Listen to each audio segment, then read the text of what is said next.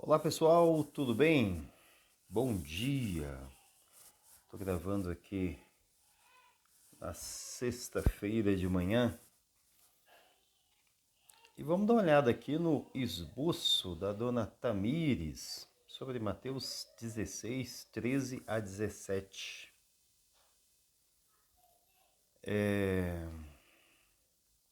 A Tamires colocou que inclusive não gostou da conclusão e que não conseguiu achar mais do que um ponto, mas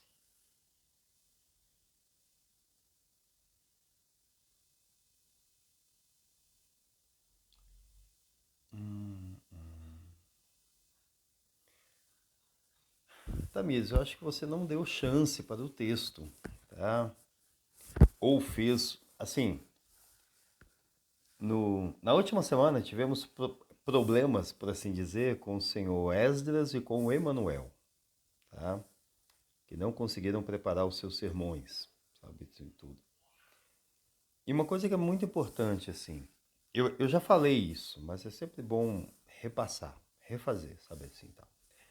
Sermão, você não prepara ele de uma vez só, tá? Ninguém senta, fica ali uma, duas, 3 horas e prepara um sermão, tá? Sermão você prepara aos poucos, tá? Então, por exemplo, você tem um sermão que você vai pregar no domingo que vem, sabe? Então, você pode começar ali na segunda-feira. Você lê o texto, você relê o texto, e você nem pensa no seu sermão, você apenas medita no texto, você apenas pensa em relação ao texto, e beleza. E você fica meditando naquele texto. Você fica meditando nas partes do texto, em como que o texto é mostrado. Talvez durante a semana você pode buscar um comentário, ou pegar um cara bom falando sobre aquilo, um Nicodemos, um Hernandes, alguém assim, tá? Ou um bom artigo relacionado àquele texto para ir aumentando o seu repertório, tá?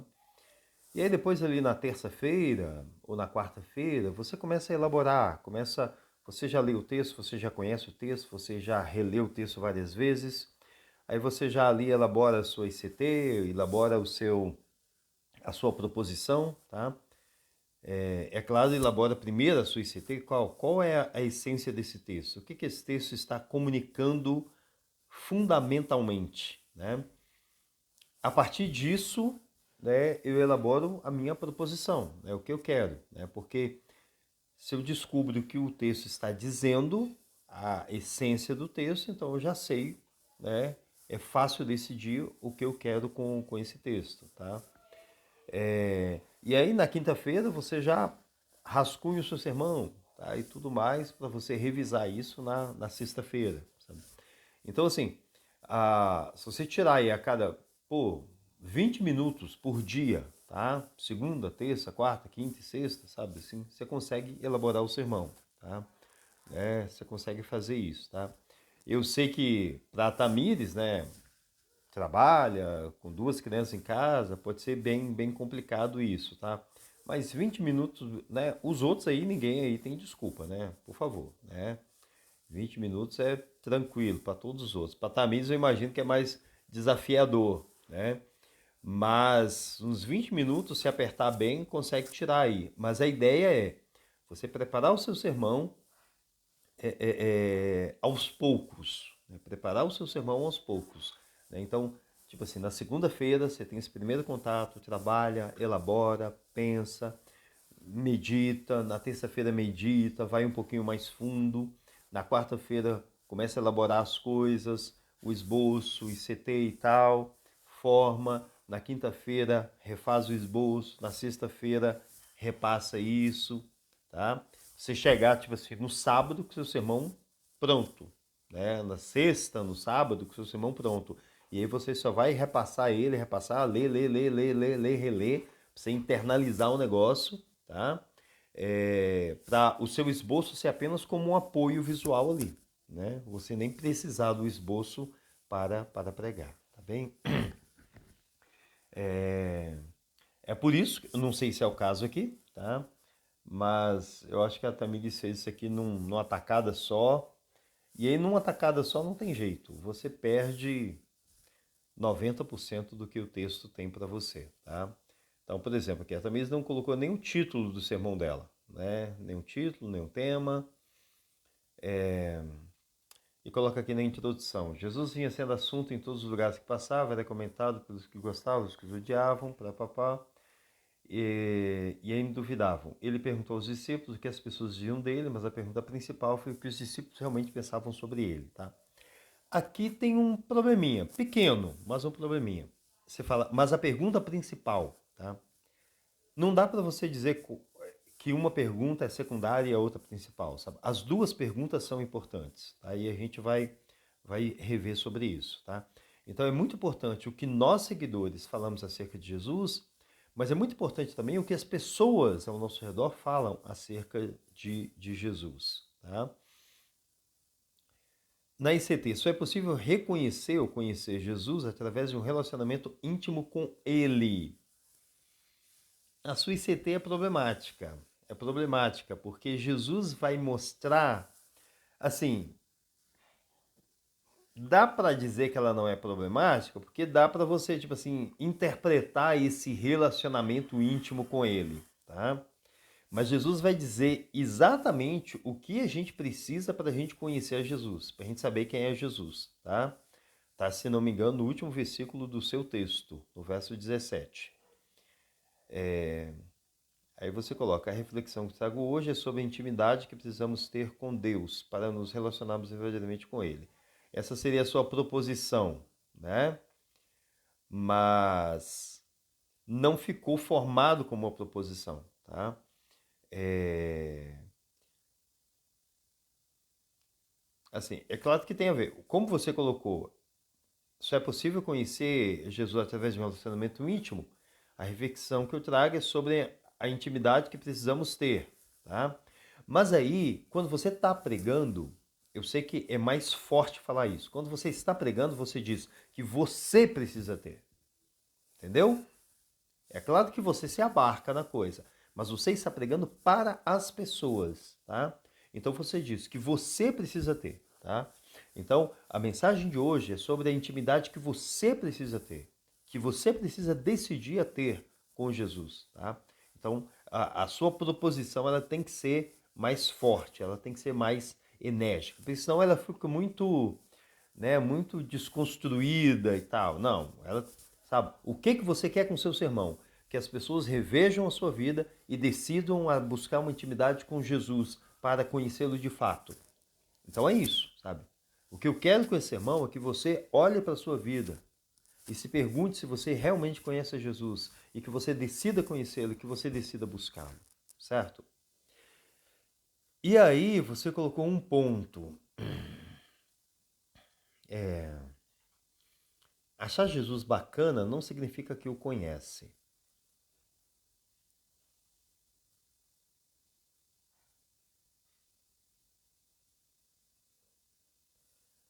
Aí você se relaciona.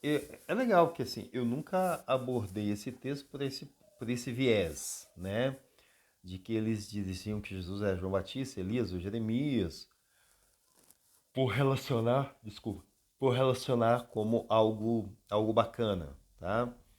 Que Jesus tinha algo diferente. Mas isso não é suficiente. E quando Pedro respondeu: Tu és o Cristo, Filho de Deus vivo, que hoje a gente vibra a pensar e cantar, essa resposta existiu porque o Pai o revelou. Não foi que ele chegou a essa conclusão sozinho. Aplicando para os nossos dias, só podemos entender e enxergar Jesus como Cristo, Filho de Deus vivo, através de um relacionamento íntimo e genuíno com o Pai. Você pode achar Jesus um cara, um líder nato, um cara que marcou sua geração, mas se você não se relaciona com o Pai, ele nunca vai passar disso para você. Você nunca conseguirá enxergá-lo como o Filho que veio, morreu e ressuscitou para te salvar. E para concluir, eu quero te perguntar: quem é Jesus para você? Será que você ainda está no superficial, enxergando apenas como um moço legal? Ou você realmente já o vê como um salvador? Esse é o momento que você deve se aprofundar o seu relacionamento com Cristo, tá? Assim, você tocou em muitas questões importantes aqui, mas não aprofundou em nenhuma delas, né? Então acabou que ficou superficial.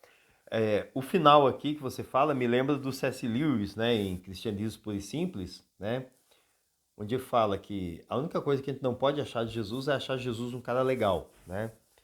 Ou Jesus é realmente Deus, ou ele é um baita mentiroso, ele é um demônio, né? Alguma coisa assim, né? Achar Jesus um cara legal, bacana, não está nisso, né? Se Jesus não é Deus e falou o que falou, ele só pode ser um lunático, né? Um mentiroso ou um demônio, tá? Mas não vem ao caso aqui. Mas vamos lá, vamos olhar aqui por perto. Primeiro, você tem você tem três coisas muito importantes nesse texto, tá? A primeira delas é quando Jesus pergunta para os discípulos o que as pessoas pensam acerca dele. Tá bem? E por que isso é importante? Porque, primeiro, olha para nós nos preocupamos com o que as pessoas pensam sobre nós, tá? Você pode não dar isso uma importância exagerada, não deve dar, mas a gente se pergunta isso, tá? E Jesus faz essa pergunta para os discípulos, o que as pessoas dizem acerca de mim, tá? E depois Jesus relaciona isso com o que os discípulos dizem acerca dele, tá? Porque você pode perceber que se o que as pessoas estão dizendo sobre Jesus está muito distante do que o que os discípulos estão dizendo, há um problema. Porque se nós estamos andando por aí declarando aos quatro ventos que Jesus é o Filho de Deus, o Cristo vivo, o Deus encarnado, como pode ser que as pessoas ao nosso redor estão dizendo algo totalmente diferente? Tem algum problema, tá? Tem algum problema. Então, assim, quando as pessoas associam Jesus com João Batista, Elias, Jeremias, algum dos profetas, assim, primeiro elas estão associando Jesus com um homem de Deus, né? Como João Batista, Elias, Jeremias e os profetas eram, tá? Mas eles ainda não pegaram toda a dimensão da coisa, né? Eles não foram mais a fundo, eles verem apenas, né, Jesus como um grande homem de Deus, né? Como João Batista e Elias eram, mas eles não eram capazes de perceber tudo, tá? E por que não eram capazes de perceber tudo? Jesus vai responder isso lá na frente, tá? Jesus vai responder isso lá na frente. Então, assim, não há problemas aqui com a percepção que as pessoas estão tendo. Por quê? Primeiro, porque Jesus está fazendo muitas coisas que anunciam quem é ele, tá? Trazendo isso para o nosso tempo é problemático por quê? Porque nós não temos Jesus hoje andando pela cidade curando milhares de enfermos. Tudo o que as pessoas pensam acerca de Jesus vem através de nós, do nosso testemunho, tá? Então, se as pessoas ao nosso redor pensam Jesus apenas como um cara legal, é porque nós estamos falando dele apenas como um cara legal, tá? Se as pessoas ao nosso redor pensam Jesus em termos bem superficiais e supérfluos, é porque nós estamos mostrando Jesus superficial e supérfluo. Sacou a ideia? Sabe? Então, essa é uma preocupação que nós precisamos ter. Cara, a gente fica falando de ganhar as pessoas para Jesus. A gente fica falando de evangelizar. Né? Lembra no treinamento evangelista que a gente fez? E que a gente fez lá, tipo uma escala onde o nosso amigo incrédulo está? Desde ateu, que não reconhece a existência de um ser supremo, até alguém que já está lá quase que entrando para a igreja, sabe? É basicamente isso aqui. É perguntar o que aquele amigo que eu quero levar ele para a igreja, o que ele pensa sobre Jesus? A gente precisa se fazer essa pergunta, tá?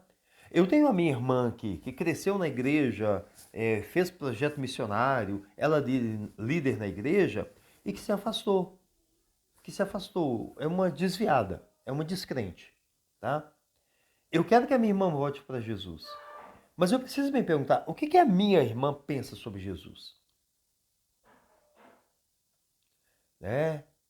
Ontem no culto, a Sinara pediu oração pelo irmão dela, o Valmir. A gente precisa se perguntar, o que o Valmir pensa sobre Jesus?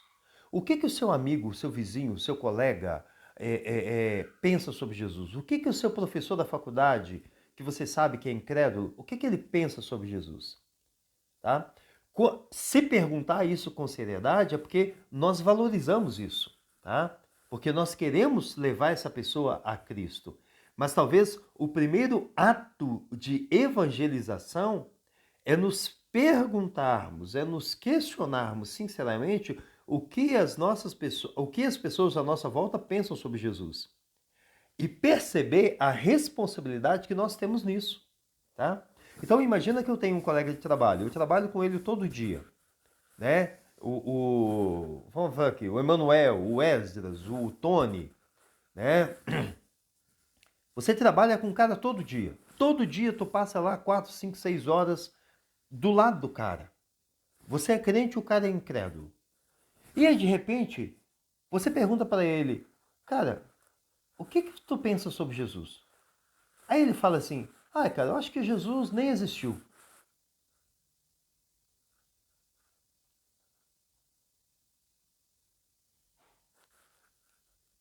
Ouviu o som?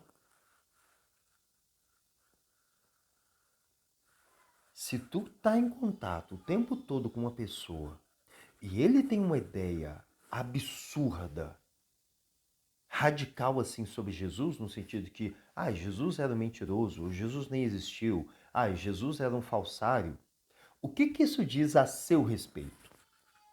Pensa. O que isso diz a seu respeito? O que isso diz acerca do testemunho que você dá? Ou seja, o seu testemunho cristão não está fedendo nem cheirando. Né? O seu testemunho cristão é zero, sabe? É zero. Não tem, sabe? Você, sabe? Então, percebe como é importante a gente se questionar o que as pessoas estão dizendo sobre Jesus? Tá? E aí, imediatamente após essa pergunta, a pergunta que Jesus faz é: e o que vocês estão dizendo? Porque há uma relação. Há uma relação entre o que nós falamos acerca de Cristo e o que as pessoas falam acerca de Cristo. Nunca vai bater. Por quê? Porque nós temos um diferencial em relação àqueles que não seguem a Cristo. Mas há uma relação entre o que eles estão dizendo e o que nós estamos dizendo. Entre o que eles pensam e o que nós pensamos. Tá bem? Pedro, então, essa pergunta ela é crucial. O que nós pensamos sobre Jesus? Tá? Há várias. Eu acho que eu vou procurar ver se eu acho um link de uma entrevista feita nos Estados Unidos com jovens cristãos sobre grandes temas da fé. Tá? E você vai pensar que tem muito cara dentro da igreja incrédulo, sabe? Que pensa em Jesus apenas, como a Tamires colocou aqui, em termos, Jesus é um cara legal, Jesus era isso, Jesus era aquilo, sabe? Mas bem superficial, tá? Muito culpa das nossas músicas, sabe? Do nosso worship, sabe?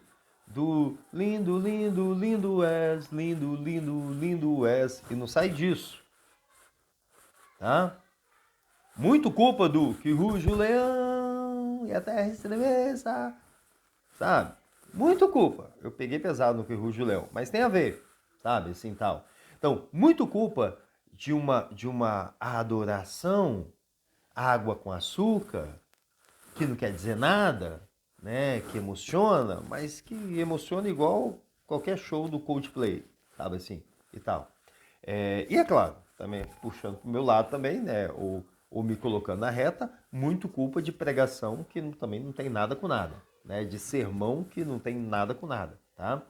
Mas você vai perceber que tem muitos crentes dentro da igreja que a compreensão delas acerca de Cristo é, cara, não vale nada, não vale o vintém, tá?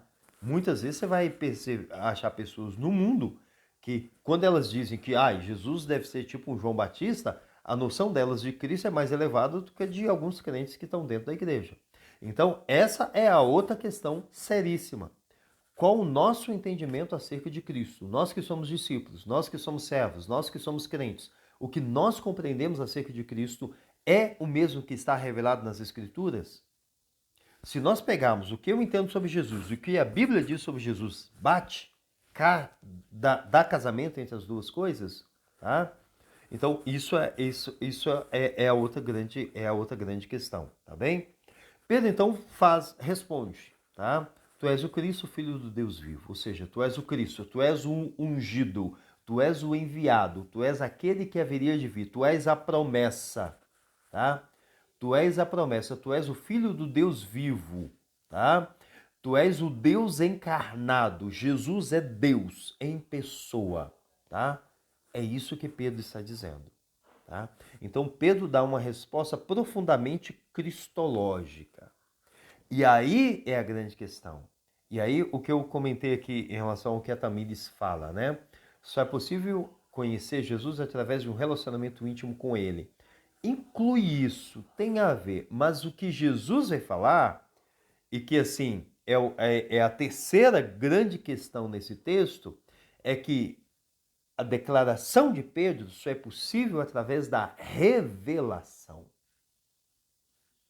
Da revelação, tá? Não é isso que Jesus fala? Você coloca isso aqui, né? Jesus fala que essa resposta só, você mesmo coloca, né? Essa resposta só existiu porque o Pai o revelou, tá? Ou seja, por mais que as pessoas à nossa volta possam ter um conceito elevado acerca de Cristo, elas só saberão a verdade através de Cristo por meio da revelação. Por meio da revelação do Pai. Por meio da fé em Cristo Jesus. É quando Deus abre os nossos corações e nos revela a palavra dele.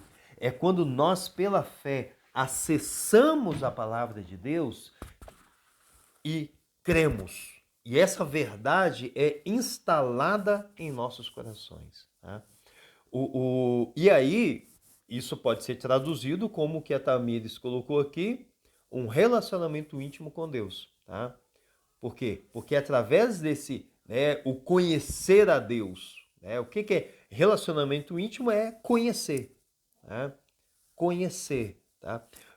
Vocês devem saber, eu já devo ter falado, se alguém já falou, a palavra conhecer na Bíblia, ela é uma palavra também aplicada para o ato sexual. Né? Se você vai lá em Gênesis 4, por exemplo, se você pegar uma versão NVI, ou linguagem de hoje, está lá. E Adão teve relações com Eva e Eva engravidou. Tá? Na versão mais antiga, na versão mais original, mais antiga, tá lá. Adão conheceu Eva e Eva engravidou. Tá? Então, a palavra conhecer também é uma palavra usada para descrever, ou seja, um ato íntimo, um conhecimento íntimo, né? Uma intimidade, sabe? Uma intimidade. Então, conhecer a Deus é ter esse relacionamento íntimo, essa intimidade. Tá? Então, por mais que nós possamos ler sobre Jesus, por mais que possamos ouvir sobre Jesus, conhecer a Ele de fato só é possível através da revelação que Ele nos dá, através da sua palavra. Uma revelação que nós só acessamos pela fé. Uma revelação que só vem através do Espírito Santo revelando isso aos nossos corações. Se o Espírito Santo não nos revelar a verdade acerca de Deus, nós nunca vamos acessar quem é Jesus de fato. Tá? Então, nós temos aqui basicamente três questões muito importantes. Primeiro, o que as pessoas dizem sobre Jesus. Isso é importante para nós? É. Se você se interessa pelas pessoas, é. Se você se interessa em levar as pessoas a Cristo, você precisa se perguntar o que elas pensam sobre Cristo. Tá? O que elas entendem sobre Jesus. Tá? Primeiro, porque isso é importante para você levá-las a Cristo. E segundo, isso é importante para você avaliar o impacto que o seu testemunho está tendo. Aquilo que eu falei, né? Se você trabalha, se você convive com uma pessoa há tanto tempo, você sendo uma crente, e a ideia dela sobre Jesus é algo totalmente nada a ver, isso diz muito acerca do seu próprio testemunho, sabe? Então, o que as pessoas do mundo dizem sobre Jesus é importante. Segundo, o que nós dissemos sobre Jesus é importante, tá?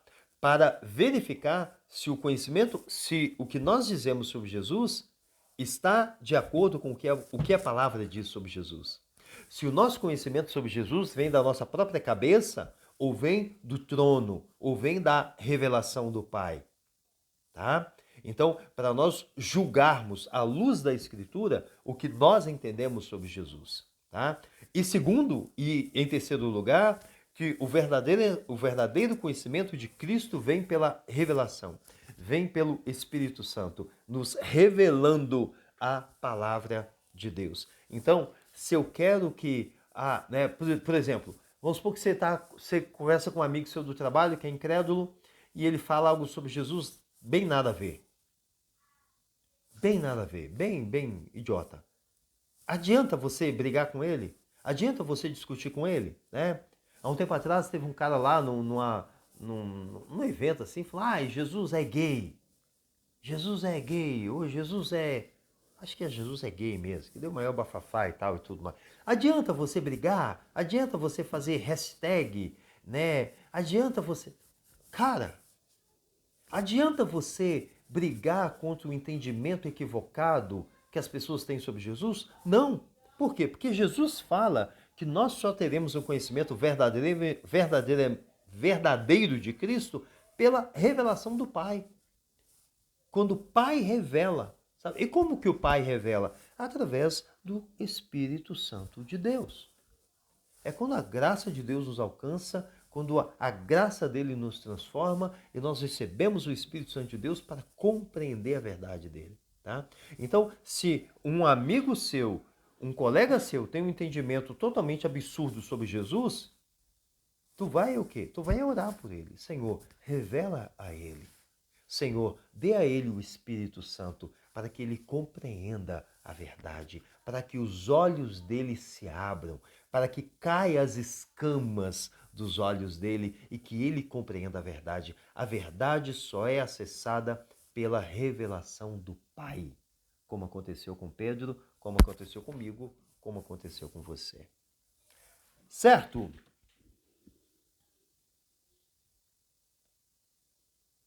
É isso aí. É isso aí. O verso 17, né? Feliz é você, Simão. Né? Feliz é você, né? Nós somos felizes quando compreendemos a verdade acerca de Deus, né? Não tem felicidade maior do que conhecer Jesus de fato, né?